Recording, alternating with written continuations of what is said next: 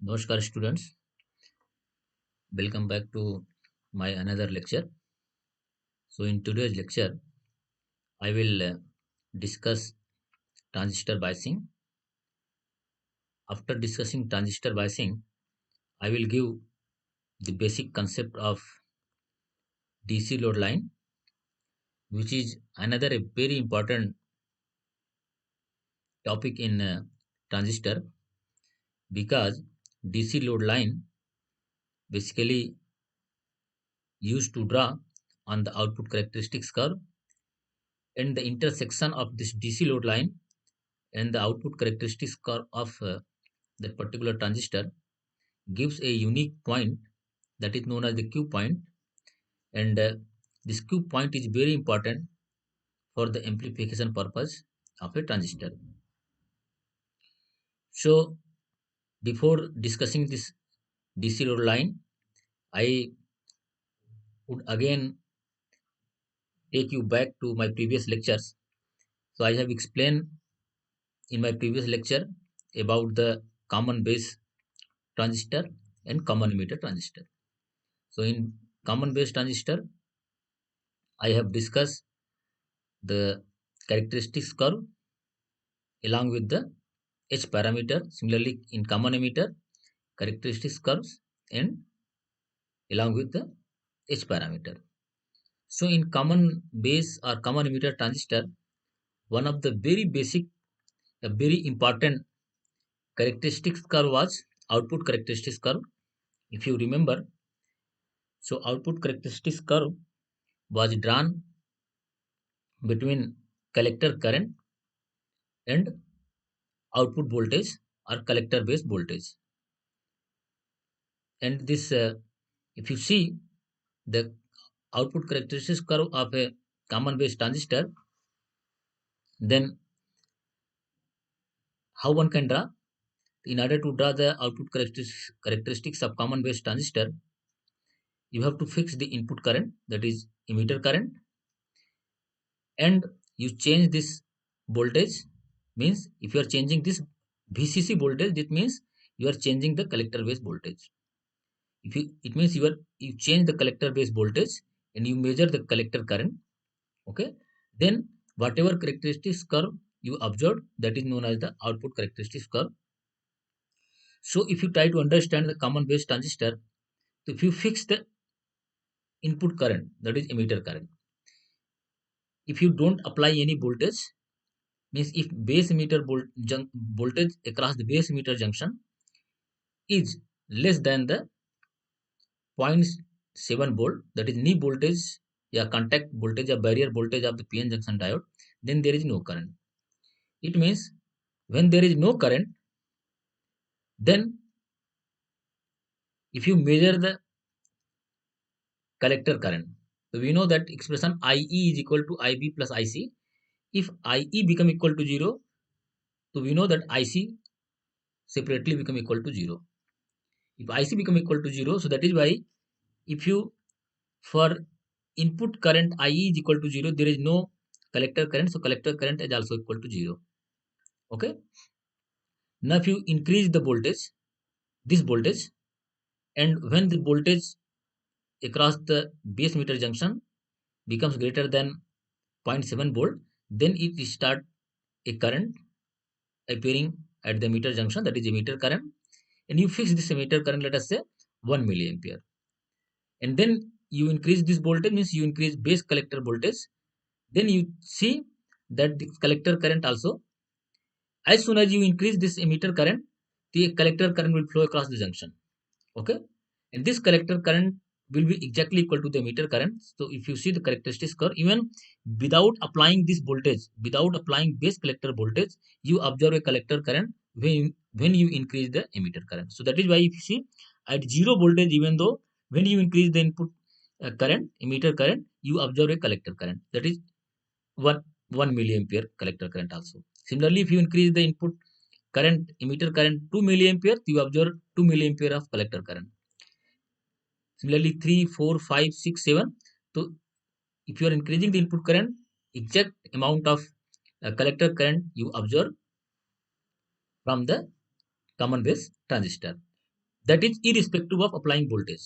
Okay, even at zero voltage you are observing this current. Now if you uh, for this fixed current, input current, if you increase this voltage, then that means base collector voltage you are increasing, then the collector current remain constant up to a particular value. Okay, so if you see this current is increasing, there is no change, there is no change in the current by increasing the voltage, that is output voltage. So this constant means this current become constant. So this constant region of output current with respect to output voltage, that is known as the operating region.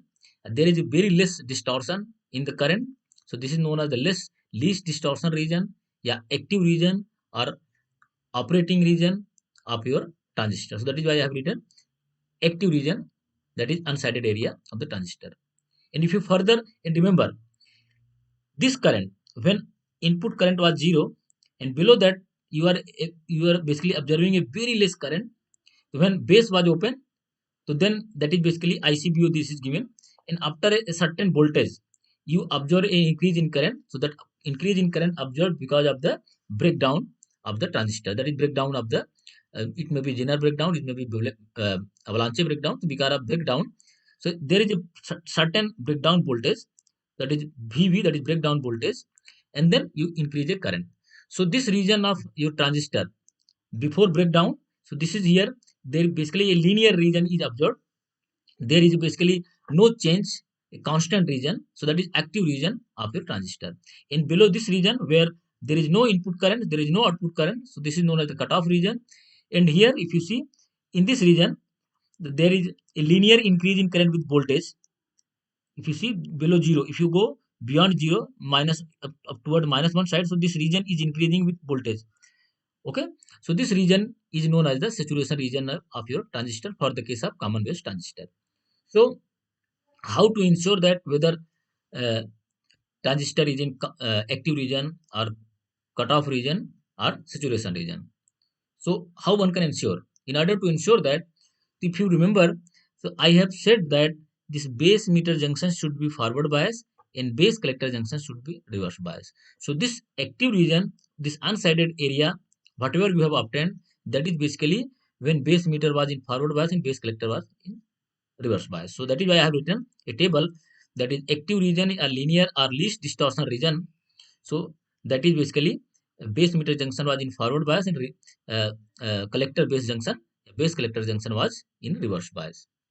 Okay, so this is it means a transistor will be in active region when one junction, base emitter junction, will be in forward bias and base collector junction will be in reverse bias. Now if somebody did some mistake, let us say he kept base emitter junction is in forward bias and base collector junction also he by mistakenly he did in forward bias.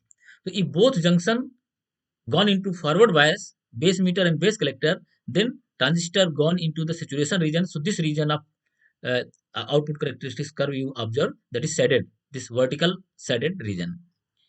And if both junction, base emitter junction and base collector junction, both junction gone into reverse bias, then you observe this shaded region, that is transistor gone into the cutoff region.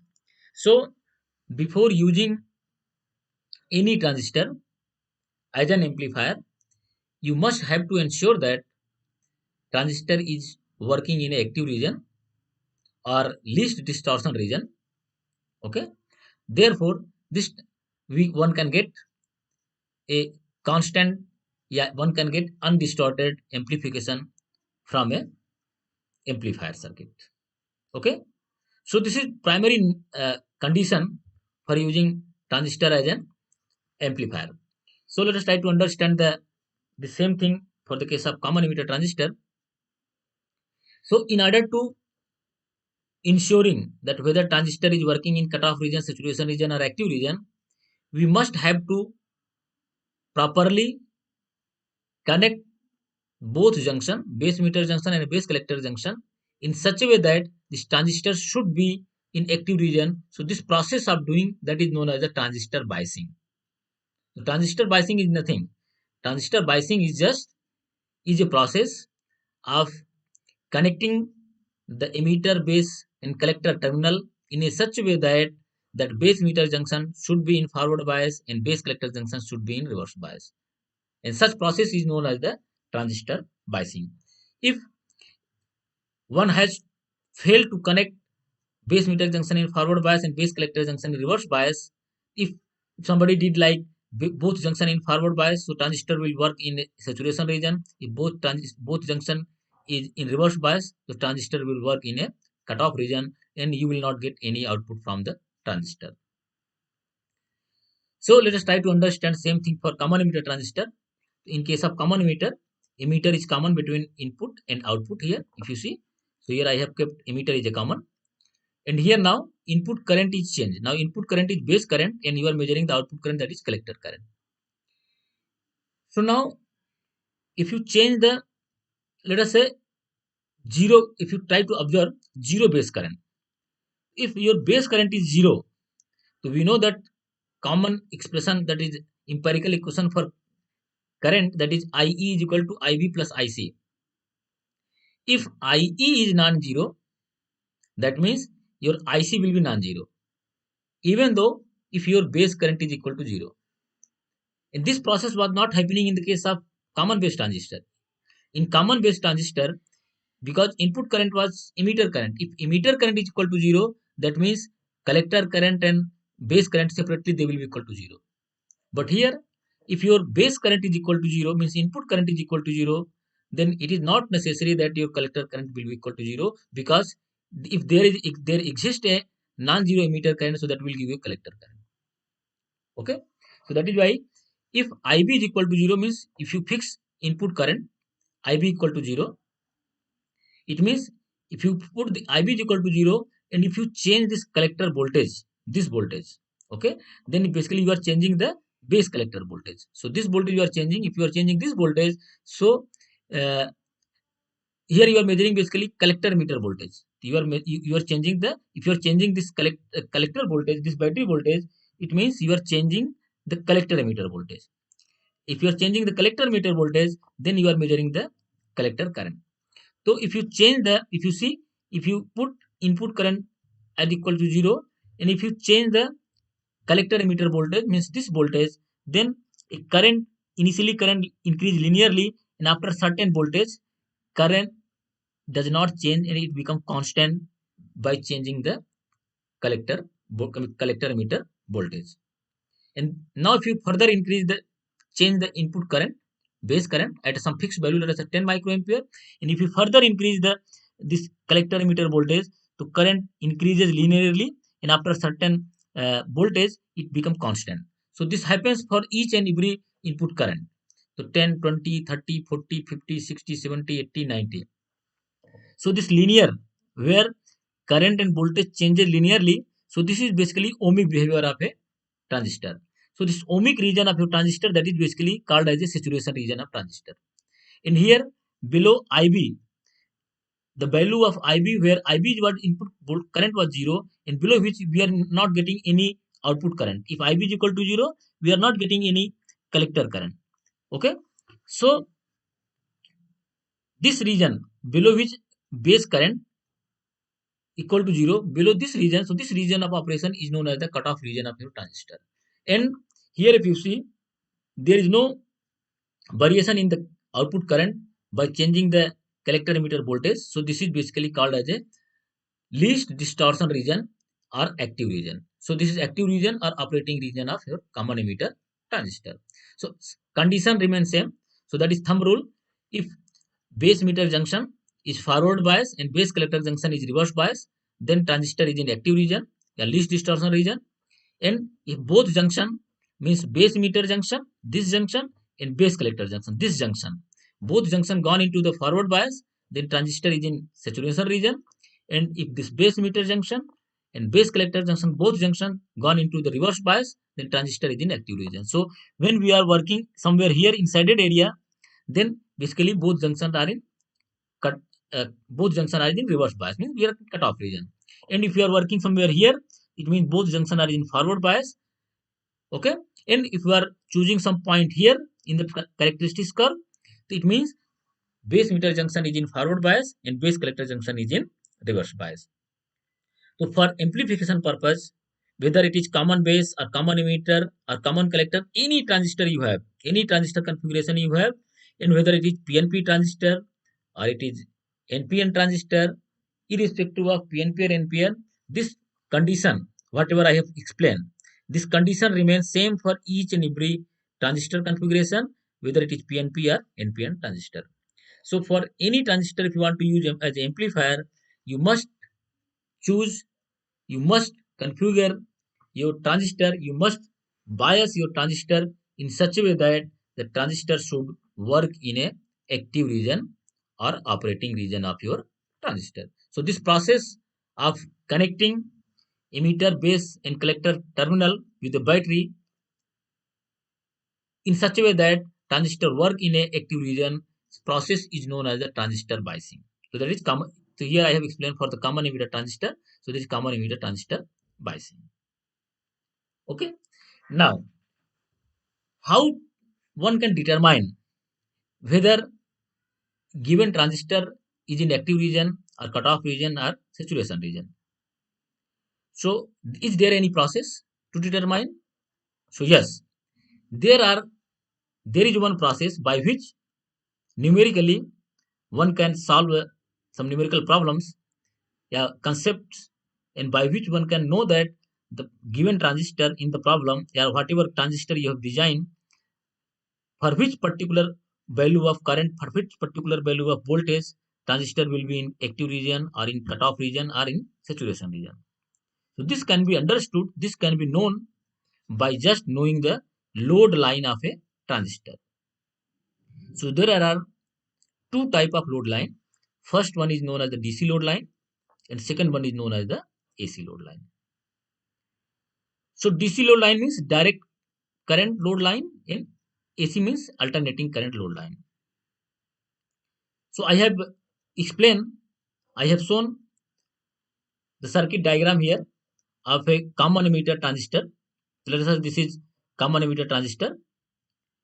If we apply a AC signal at the input terminal here, apart from the battery, DC battery, so this is DC battery, this is DC battery, then if we draw a straight line on the output characteristics curve, then that is known as the AC load line.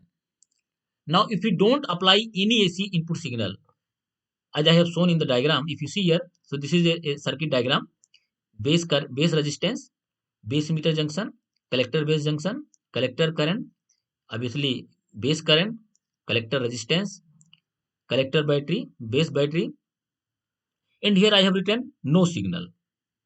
Means here one can apply a input AC signal apart from this DC battery.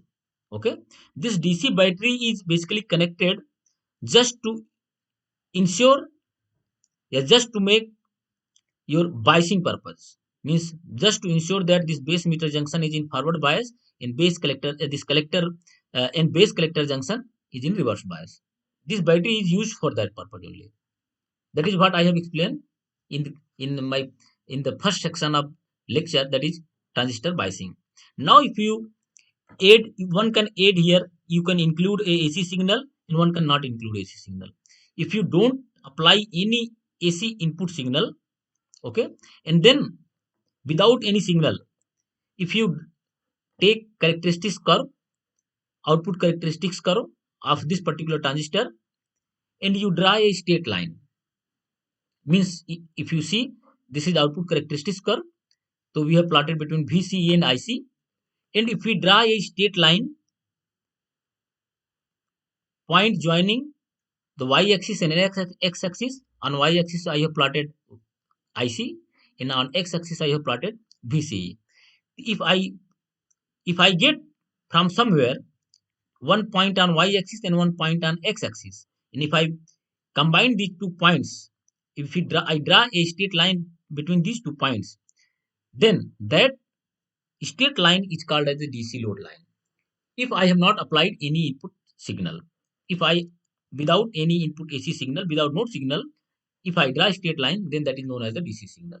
Now, in the same characteristics curve, if I apply an input AC signal here, a signal which magnitude and phase is changing, magnitude and direction is changing, then if I draw a straight line on the output characteristics curve, then that load line is known as the AC load line. So I hope I understand. I hope that you understood the concept behind DC load line and AC load line. DC load line means we have not applied any input AC signal, only purely DC signals are there. And then if we draw the load straight line on output characteristics curve, so that load line is known as DC load line.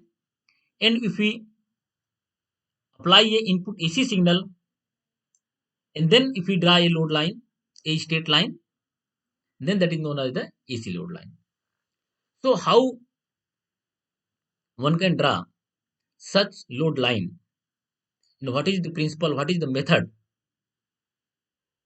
So I will explain in my next lecture, in my coming slides, how to draw a load line on a given transistor characteristics curve. So here I have taken an example of common emitter transistor.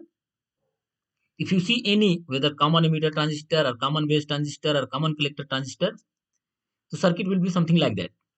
So you will be given with a two loop. So this is always I will call input loop. So here loop 1 I have given name, and this one is called as a output loop. Why output loop? Because we are measuring the output somewhere here. So this is output, basically terminal. So this is loop 2 or output loop. So this is a closed loop here if you see, and this is also a closed loop. You see here. Okay.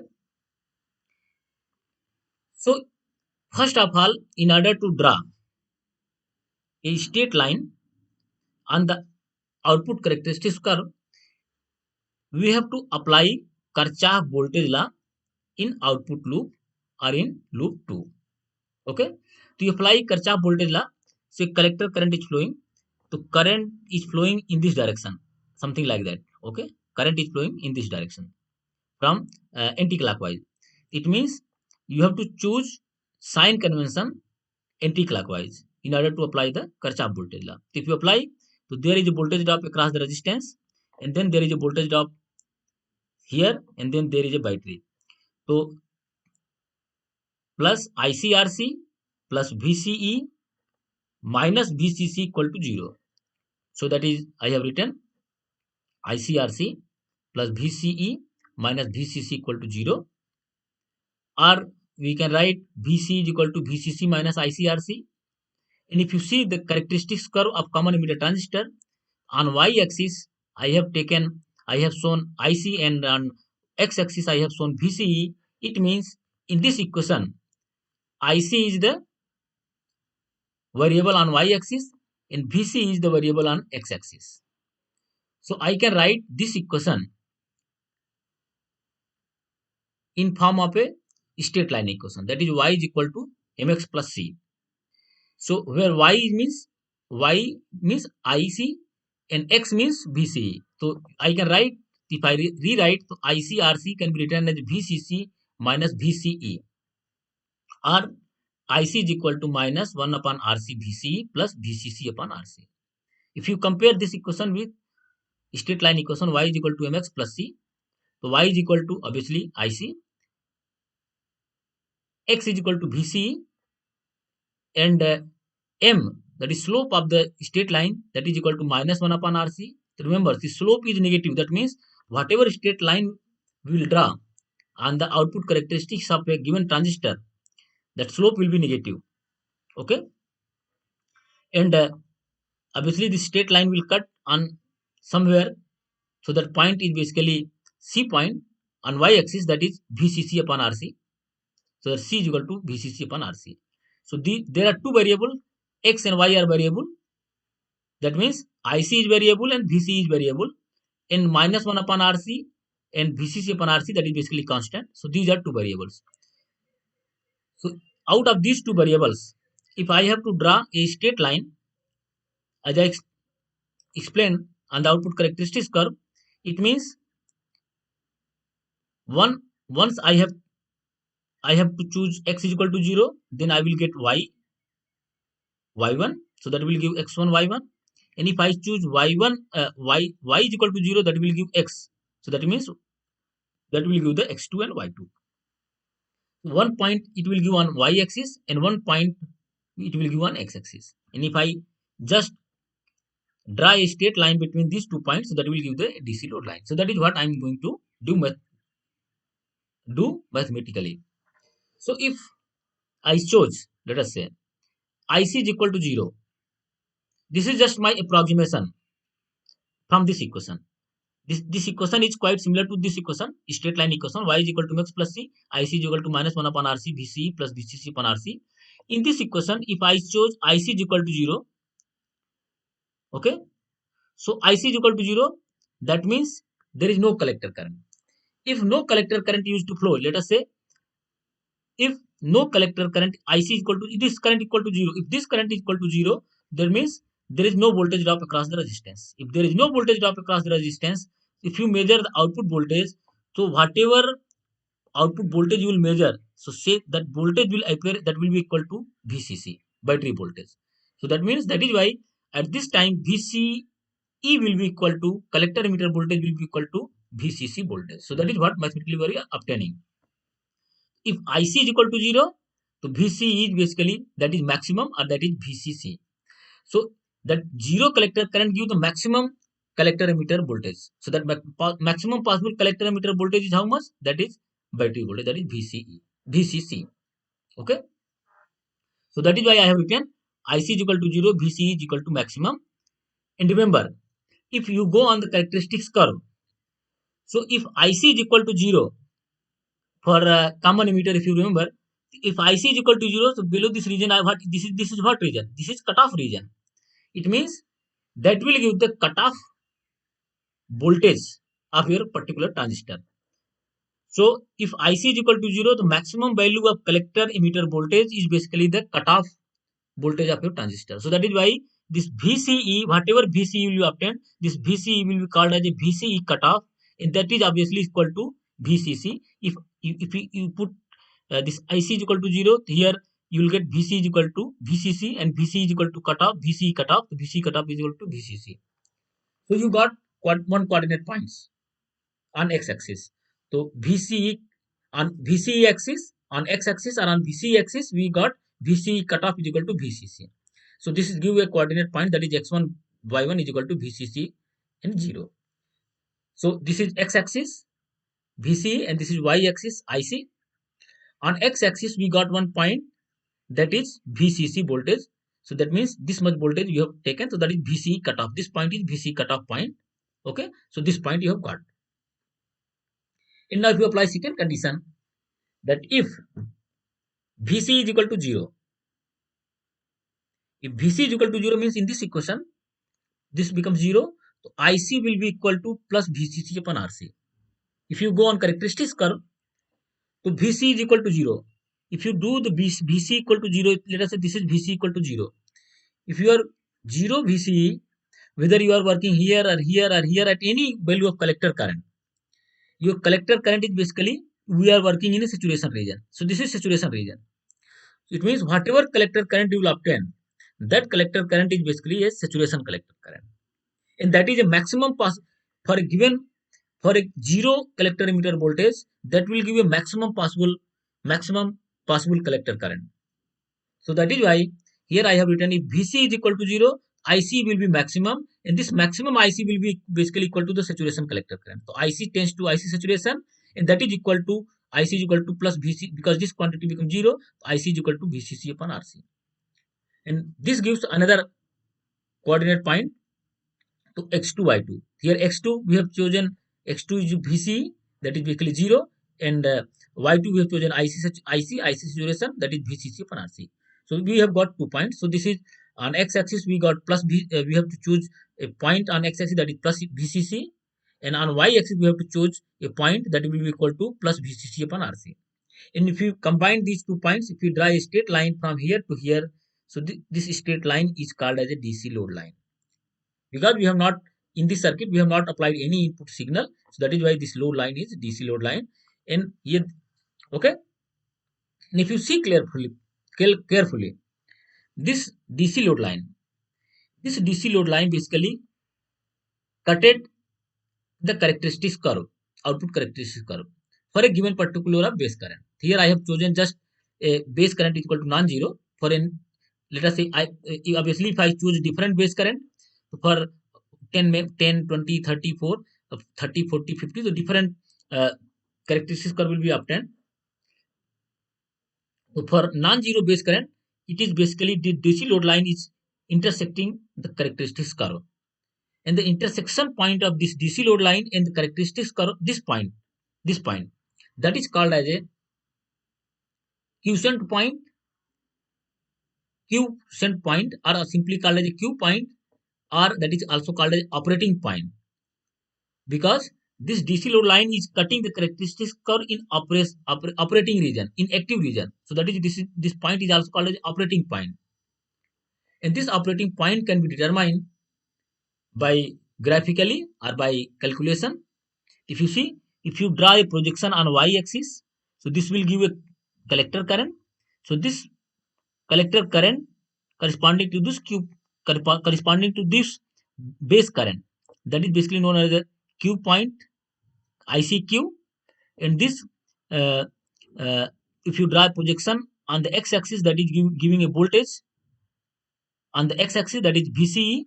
So this point is known as the VCEQ, that is again Q point.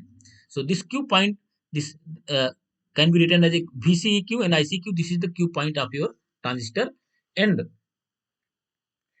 now you determine the Q point. And by knowing this Q point, one can understand that whether your transistor is in, if your Q point is close to the saturation, this value, close to the IC saturation, then your transistor is close to saturation region.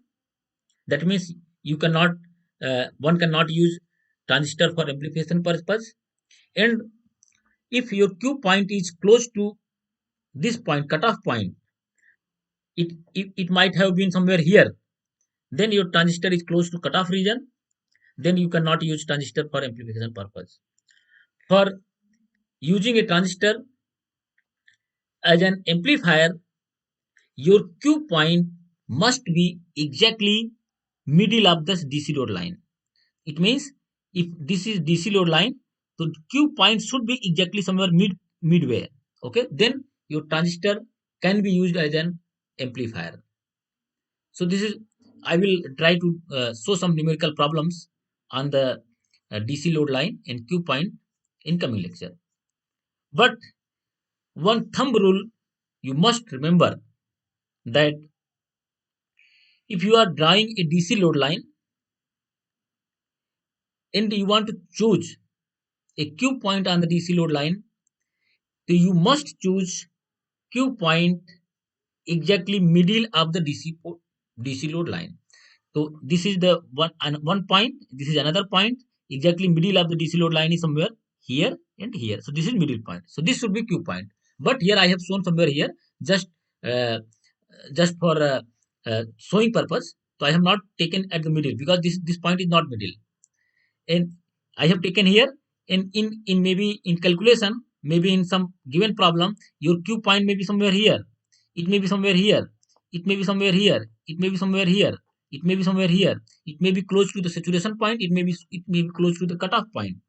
So by drawing the DC load line and by determining the Q point, and how one can determine Q point?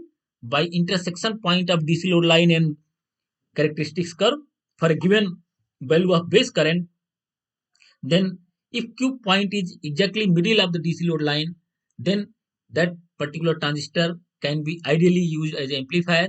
If Q point is not exactly middle of the DC load line, if it is toward the saturation point, if it is toward the cutoff point, then that cannot be used for the amplifier purpose. One can use for amplification purpose, but your output will be distorted. And in my coming classes, I will explain why your Q point should be exactly middle of the DC load line. So with this,